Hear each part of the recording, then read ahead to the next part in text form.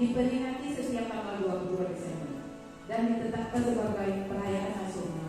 Hari Ibu menjadi sebuah tonggak sejarah wujud perjuangan emansipasi wanita, mendorong perempuan Indonesia menjadi perempuan yang berdaya dan setara kedudukannya dalam misi pembangunan Indonesia, khususnya Kabupaten Jepara.